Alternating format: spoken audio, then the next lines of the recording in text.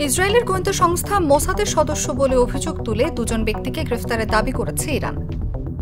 আধা সরকারি বার্তা সংস্থা তাসনিমে প্রকাশিত প্রতিবেদনে বলা হয়েছে, এই দুই ব্যক্তি আল-বোর্স প্রদেশে বিস্ফোরক ও বৈদ্যুতিক সরঞ্জাম বানানোর সময় ধরা পড়েছেন।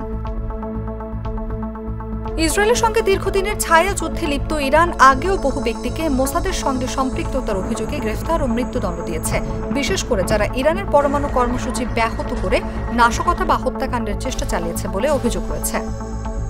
এদিকে তেহরান ভিত্তিক থিঙ্ক ট্যাঙ্ক ডিপ্লো হাউসের পরিচালক হামিদ গোলাম জাদে বলেছেন, ইরানের জ্বালানি স্থাপনা সহ অন্যান্য লক্ষ্যবস্তুতে ইসরায়েলি হামলা দেশজুড়ে অস্থিরতা তৈরিতে ব্যর্থ হয়েছে, পাশাপাশি জনগণের মধ্যে এক ধরনের ঐক্য তৈরি করেছে। আল জাজিরাকে দেয়া এক সাক্ষাৎকারে গোলাম জাদে বলেন, নেতানিয়াহু ইরানিদের জন্য এক প্রকার উপকারই করেছেন। এই হামলাগুলোর পরিণতিতে ইরানিদের মধ্যে ব্যাপক ঐক্য দেখা গেছে। তিনি জানান, দেশের অভ্যন্তরে জনগণের মনোভাব এখন অবিচল ও প্রতিরোধমুখী। তিনি আরও বলেন, সবাই বলছে এটা ইসলামী প্রজাতন্ত্র নিয়ে নয়, সরকার নিয়ে নয়, এমনকি সংস্কারপন্থীদের নিয়েও নয়, এটা শুধু ইরানকে ঘিরে।